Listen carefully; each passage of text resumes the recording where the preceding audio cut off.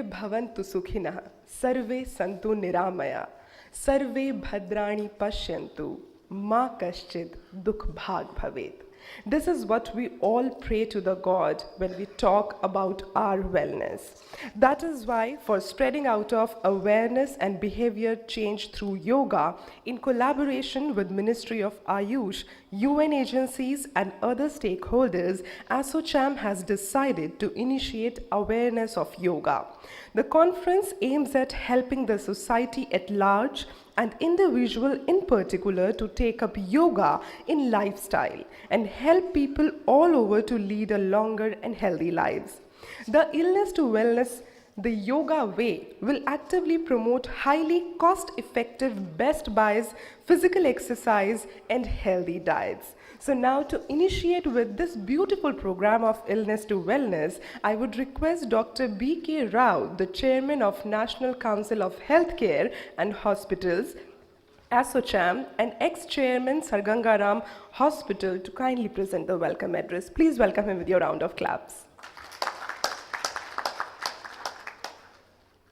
आदरणीय श्री स्वामी रामदेव जी, योगा गुरु and founder Patanjali Yoga Peeth, Dr. Bharat Thakur, founder Artistic Yoga, Ms. Nivedita Joshi, Managing Secretary Iyengar Yogakshema, Professor Samani Charitra Pranjana, Vice Chancellor Jain Vishwa Bharati University, Dr. Ishwar V. Basavardi, Director Morarji Desai National Institute of Yoga, Rajiv Chandraji from United Nations, Mr. D.S. Rawat, Secretary General, ASSOCHAM, distinguished delegates, ladies and gentlemen.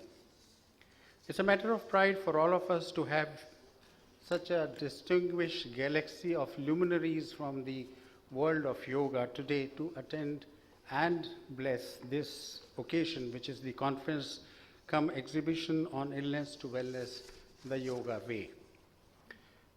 We all know that there are different streams of medicine, different streams of or different ways of keeping health, but yoga is very, very unique in certain ways.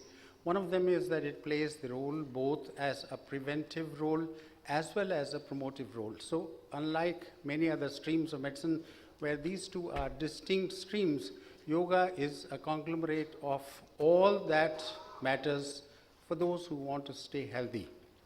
And United States, keeping this in mind, has declared 21st June as World Yoga Day. It is a pride moment for us in India.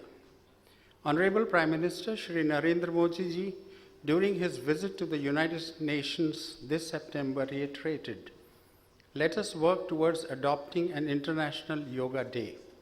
Yoga is an invaluable gift of our ancient tradition. It's almost 5,000 years tradition. It is not just about exercise, but it is about the way to discover the sense of oneness with you, the world, and the nature. ASSOCHAM, in collaboration with Ministry of Ayush, UN agencies, and other stakeholders, has decided to initiate programs to promote awareness about yoga. Today's conference will aim at helping the society at large and individuals in particular to take up yoga in their lifestyle and lead a longer and healthy life. The Illness to Wellness, the Yoga Way, will actively promote highly cost-effective best buys, physical exercises, and health diets. To accomplish all this, we need multiple stakeholders, as no one individual player can fulfill the whole gamut of services and the products required to stay healthy. We are confident that the proactive efforts on the part of ASSOCHAM will be appreciated and utilized to propagate the science and art of yoga. In the end, I thank all of you for gracing today's conference. Thank you. Friends, being human, we always like the things which are wrapped in an art form. I remember when we were kids, I think most of us, even the dignitaries here on the dais, we did not used to like the rotis. But when it came to the vegetable rolls, we always liked that. But that vegetable roll was nothing but an art of a mother keeping a vegetable inside the roti and calling it a vegetable roll. So that is why, even in yoga, I would like to share with you that today we have with us a persona here on the dais who is always giving an artistic touch to the yoga. Please welcome on the podium the founder, Artistic Yoga, Dr. Bharat Thakur. Please welcome him with your round of claps. I welcome you all on behalf of all us who is going to speak on yoga. And today we are going to discuss a very important and a different way we have been knowing about yoga and how yoga can work. Now let me explain you little dynamics of the working of yoga, and we are talking about illness to wellness. And illness is all about absence of disease. And what is disease? When you're not at ease, you are diseased. And the best way what can be done by this science is it will make you at ease. Now, how does it work? We have three forms of exercise in the world: isometric, isokinetic, and isotonic. अब आपको मैं जो आज दिखाने जा रहा हूँ या बताने जा रहा हूँ, उससे आपको इतना ज़रूर फ़र्क समझ में आएगा कि दुनिया में यदि हम एक्सरसाइज करते हैं किसी फॉर्म का, किसी भी फॉर्म का प्रैक्टिस करते हैं, तो उससे असर किस तरह का होता है। जैसे पूरी दुनिया में आप यदि वेट लिफ्टिंग वाले लोगों को देखेंगे, ये वो ऐसे क्यों दिखते हैं?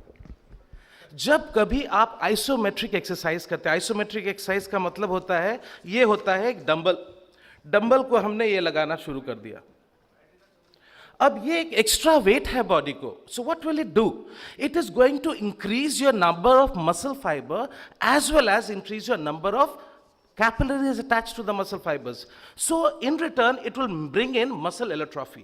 और पुराने ज़माने में जितने हमारे योग गुरु थे, जितने हमारे समझदार लोग थे, वो ऐसा मानते थे आइडियल बॉडी टोन यदि मेंटेन किया जाए तो दुनिया में आदमी बहुत लंबा जिएगा। जैसे कि हम सब बैठे हैं, उनको देखिए बैठे, उनको देखिए बैठे, उनको देखिए बैठे, इनको देखिए बैठे, क्या फ़र्क समझ में आता है? आइडियल मसल टोन कहाँ पे दिखता है? बिल्कुल दिख रहा है। आइडियल मसल टोन मतलब होता है, what is ideal muscle tone? Minimum number of muscle contracted to maintain a posture, minimum number.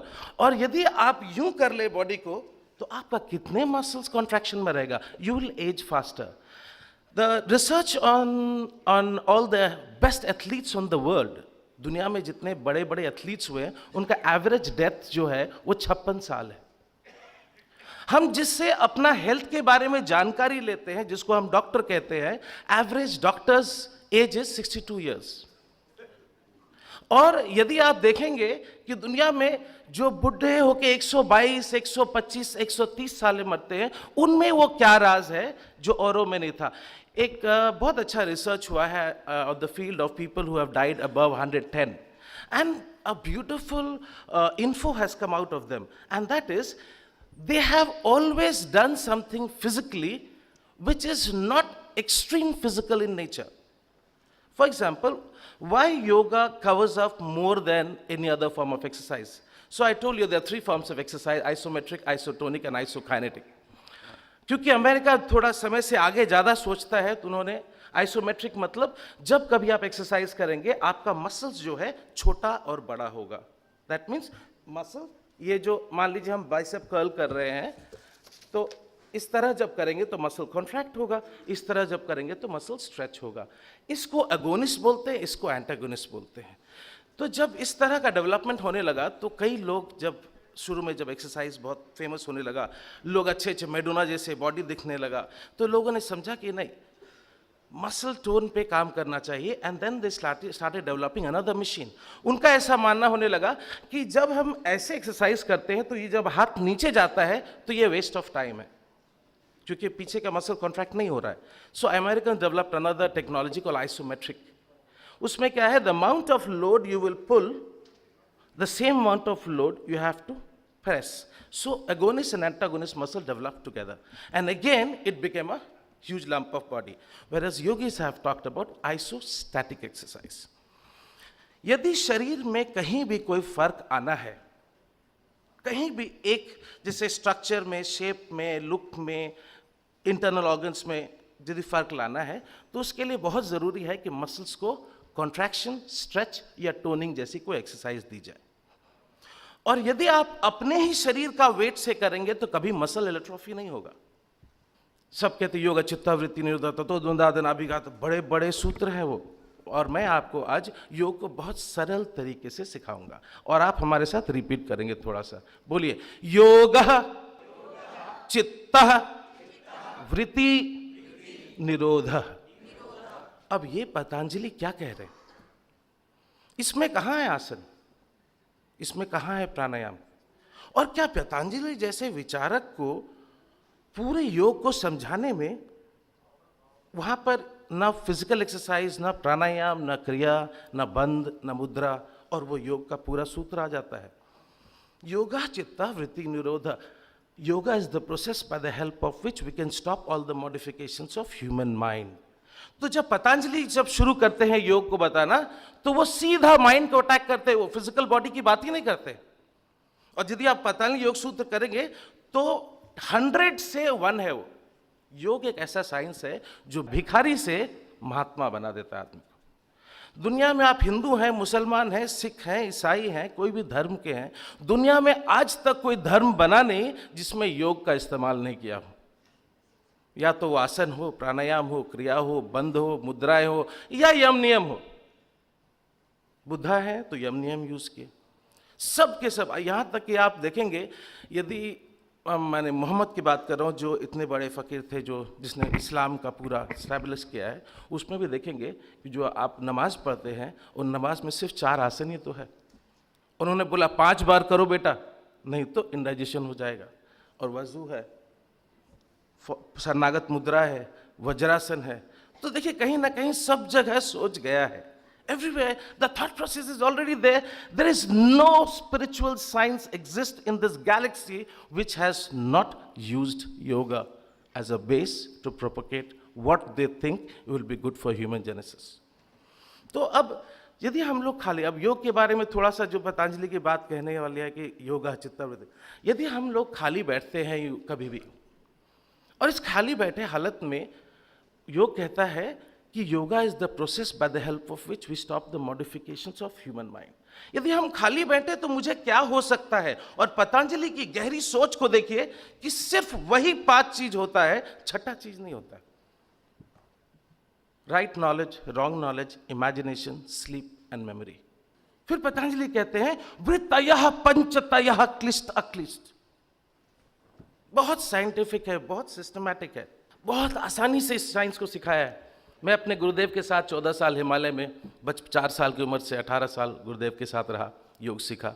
And then I did my bachelors, masters, MPhil, PhD, DSc in exercise physiology. फिर मैंने योग का प्रचार शुरू किया।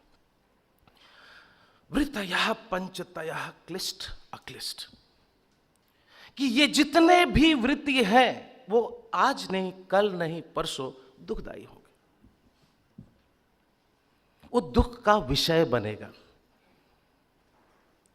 और तब पतंजलि कहते हैं अब योग का अनुशासन शुरू करो, यम नियम आसन प्राणायाम प्रत्याहार धारणा ध्यान समाधि। अब हमारे पहले बहुत बड़े ज्ञानी बैठे, उन्होंने योग का बहुत अच्छा क्या बोलते हैं पूरा फिलॉसफी को बहुत कम समय बहुत अच्छी तरह से बांधकर हमें सिखाया। रेड्डी साहब, सो वृत्तयः पंचतयः क्लिष्ट अक्लिष्ट, हर जो चीज है ये 5 वृत्ति है, वो मुझे दुख के कारण, दुख के विषय की तरफ ले जाएगा। अब हम लोग यम, और पतंजलि ने बड़ी अच्छी तरीके से बताया कि ये जो पहला 4 भाग है, यम नियम आसन प्राणायाम, इसको बहिरंग योग कहा। बहिरंग मतलब जब कभी कोई दूर से योग करेगा, दिखाई देगा, तो ये बहिरंग कहलाएगा। और जब प्रत्याहार धारणा ध्यान समाधि, जब योग सिर्फ जैसे स्वामी जी बैठे थे और साधना हो रहा था, वो मंत्र मुग्ध हो गए, मतलब प्रत्याहार धारणा से अब वो आंख बंद की दुनिया, रूह के भीतर का ज्ञान। और आसनों के बारे में अब देखिए, कोई बोलते हैं स्वामी रामदेव का योगा है, कोई बोलते हैं धीरेन्द्र ब्रह्मचारी का योगा है, कोई बोलते हैं आर्टिस्टिक योगा है। गुरु के हाथ में ज्ञान पड़ेगा तो गुरु अपना इनपुट तो देगा ना, बिल्कुल देगा कंट्रीब्यूशन। यदि आप देखेंगे हिस्ट्री में भी तो वशिष्ठ योग है, घेरण्य योग है। वशिष्ठ योग पढ़ेंगे तो आप नाड़ी और खंडास और लोकास के बारे में जो एक्सप्लेनेशन है, so beautiful, so beautiful that today we don't even know that हमारे बदन में जो प्राण वायु, जो वायु है, वो कितने प्राण, अपान, समान, व्यान, उड्डयन, तो इतने सारे वायु हैं।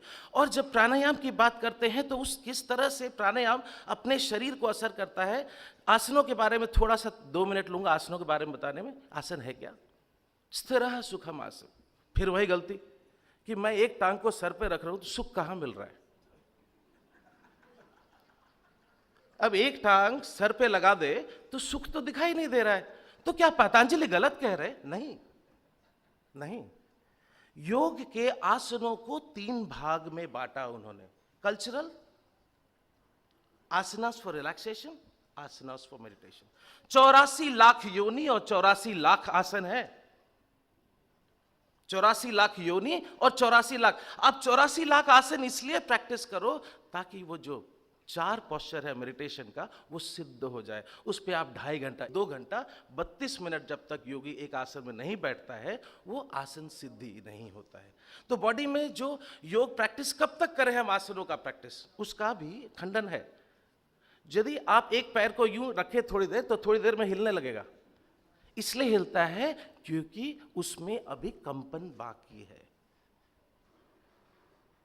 उसमें अभी वाइब्रेशंस बाकी है।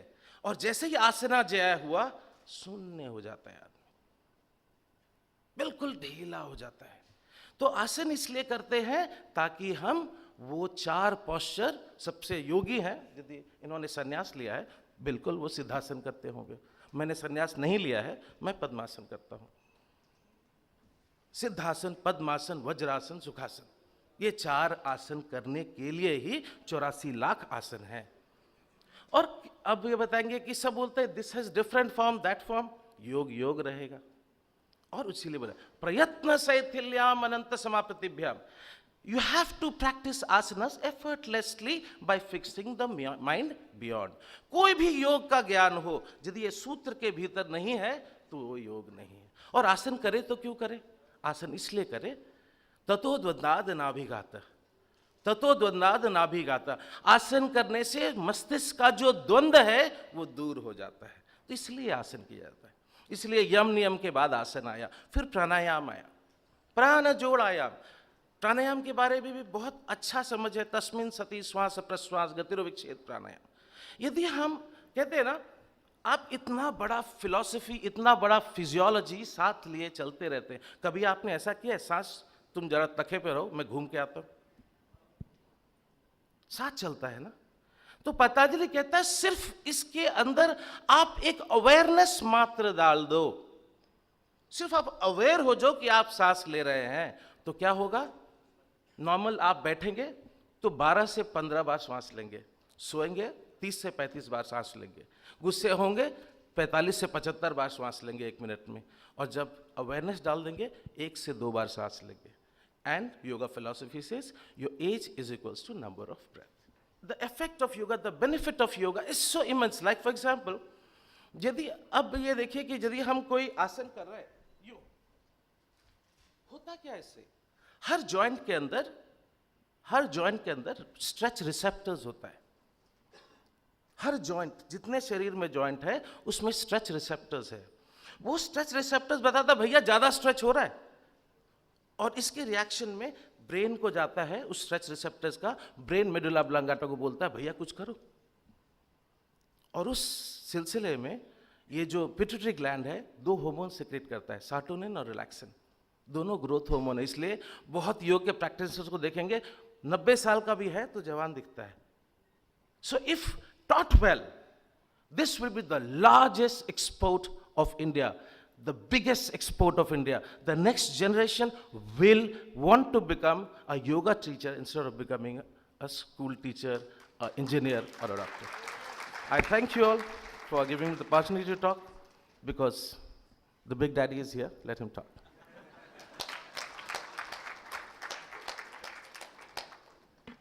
Thank you very much, sir. Friends, when we talk about the yoga, Swami Ramdev ji always used to tell this to the people, that for getting the benefit of yoga, we have to practice it by ourselves. Thanking to Swami Ramdev ji that he has made the Indian people realize that you have that yoga kasturi with you itself. So ladies and gentlemen, with a round of applause, please welcome Yog Guru and founder Patanjali Yog Peeth, Swami Ramdev ji. Please put your hands together for him.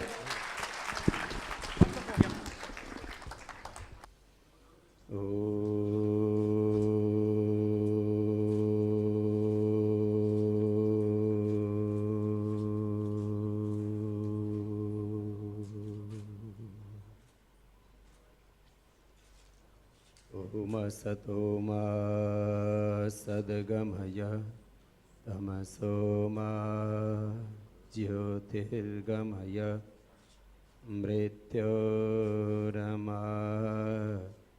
अमृतं गमय ॐ शान्ति शान्ति शान्ति।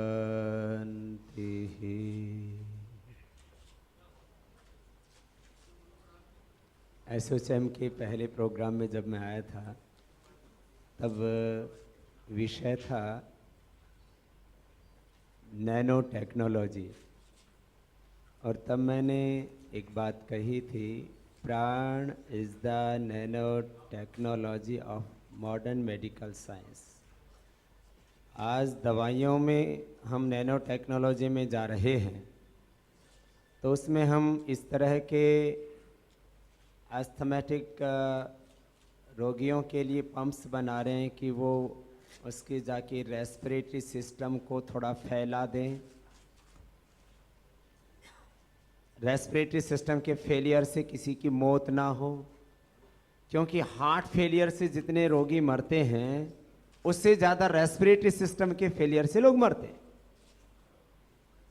तो asthma के patients के लिए, ऐसे ही diabetes के patients के लिए पहले मोटी मोटी गोलियां खिलाते थे, अब इंसुलिन पर आ गए। अब इंसुलिन भी बोले एक बार नहीं लगाना, थोड़ा थोड़ा करके जितना रिक्वायर्ड होगा उतना बॉडी में चला जाए तो अच्छा है। बहुत तरह से वो लोग रिसर्च कर रहे हैं। हम कहते हैं सब कुछ तुम्हारे भीतर है, सारे केमिकल्स, सारे सोल्स, सारे हार्मोन्स जो हम मेडिसिन के शेप में लेते हैं, चाहे वो कितनी नैनो कर दियो मेडिसिन, किसी भी शेप में ले रहे हैं, सब कुछ आपके भीतर है। उसको कैसे बैलेंस करना, ये टेक्नोलॉजी योग की है। अब योग में भी बहुत तरह की विधियां, व्यष्टि और समष्टि, इसमें हमारे यहां भेद ही नहीं माना गया, क्योंकि एक एक इकाई का जो सामूहिक प्रकटीकरण है, एक एक इकाई की जो सामूहिक अभिव्यक्ति वही समष्टि है। यूनिवर्स डिफरेंट है ही नहीं, व्यष्टि ही समष्टि और समष्टि से ही व्यष्टि है। खैर, योग क्या है? निष्क्रियता। आप बोलेंगे ये बाबा तो हमेशा सक्रिय रहता है, ये योगी हो ही नहीं सकता। योग तो निष्क्रियता है, अकामता है, निष्कामता है। ये निष्क्रियता का मतलब दूसरा है, आसक्तिपूर्ण आपकी चेष्टा नहीं, अज्ञान मूलक चेष्टा नहीं। अकाम हो गए, निष्काम हो गए, आप्त काम हो गए, आत्म काम हो गए, ब्रह्म काम हो गए। जो भगवान करा रहे बस वो कर रहे हैं, निमित्त होकर के। यही निष्क्रियता है। निष्क्रियता का मतलब अकर्मण्यता, पुरुषार्थहीनता नहीं है। ये समझने की बात थी। बात यह है कि हम योग को समग्रता से समझें। मैं बचपन से योगी लोगों के दार्शनिक संघर्ष को सुन रहा हूं, उससे अप्रिय लगता है किसी को भी। लेकिन ये जो जब बहस करते हैं उनको ऐसा लगता है मैंने दूसरे को पराजित कर दिया। ये तो योग नहीं है। इक्वल इंपोर्टेंस योग की प्रत्येक विधा को हम दें। मैं इस बात को ही आगे बढ़ाना चाहता हूं। कोई महापुरुष मेडिटेशन को बहुत बल दे रहा है, कोई आसनों को बहुत बल दे रहा है, और उन आसनों को जो स्पीड से करते हैं तो वो एक्सरसाइज हो जाता है, कुछ उसको बल दे रहा है। मैं कहता हूं कोई एक्सरसाइज, मान लीजिए एक्सरसाइज के नाम पर योग सिखा रहा है, मैं मानता हूं कि वह संपूर्ण योग नहीं है, लेकिन बुरा तो नहीं कर रहा ना। एक्सरसाइज करने से बहुत से योग नशे से बच जाएंगे। कोई पोस्चर सिखा रहा है तो किसी को कुछ बता ही रहा है ना। कोई मेडिटेशन सिखा रहा है। अब कुछ महापुरुष ऐसे हैं जो मेडिटेशन तो सिखाते हैं लेकिन खुद 1.5-2 क्विंटल के। अब मैं उनके ऊपर कमेंट करूं तो खबर तो बन जाएगी। आज ही कुछ बोल दूंगा तो अभी से हेडलाइन चलनी शुरू हो जाएगी। ये सामने बैठे हुए हमारे सब बंदूक ताने हुए, इनके निशानों से बचना बड़ा खतरनाक होता है। बात इसकी नहीं है। तो मैं इक्वल इंपोर्टेंस से अपनी बात शुरू करता हूं। देखो, कुछ प्रैक्टिस तो मैं नीचे बैठ करके, कुछ खड़े होकर अलग अलग तरह से बताऊंगा आपको, क्योंकि अब फिलोसफिकल बात होगी, प्रैक्टिकल बात के ऊपर आते हैं। महर्षि पतंजलि वर्णन करते हैं तो उसमें पहला सूत्र आता था योगानुशासनम। उसके कई अर्थ हैं।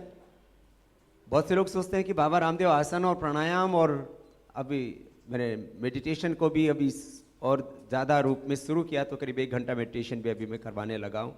क्योंकि मैं जो कराता हूँ सारी दुनिया को दिखता है, क्योंकि मैं कोई लुका छुपी वाला काम नहीं करता। जो बताता हूँ सबको, टीवी पर भी देखो, मेरे सामने भी आके सीखो, करो सब। खैर, डिसिप्लिन से योग शुरू होता है। अथ योगानुशासनम योगश्चित्त वृत्ति निरोधः। उसी को महर्षि व्यास जी ने कहा योग समाधि। व्हाट इज द समाधि? समाधि समाधानम, सॉल्यूशन। सॉल्यूशन योगा। जहां भी समाधान है, जहां भी सॉल्यूशन है, बस वही योग है। अब थोड़ा इससे आगे शुरू करता हूं। मैं ज्यादा नहीं बोलता। कई बार संस्कृत के संदर्भ मैंने 10,000 करीब सूत्र पढ़े, 20,000 करीब मंत्र पढ़े नहीं, याद हैं। मैंने करीब 15 से 20,000 सूत्र मंत्र याद किए, अभी भी हजारों याद है। मैं ज्यादा इसलिए नहीं बोलता सूत्र, और कि भाई उस लोगों को समझ में तो आना चाहिए ना। तो थोड़ा भी संस्कृत भी पढ़ाना शुरू किया मैंने।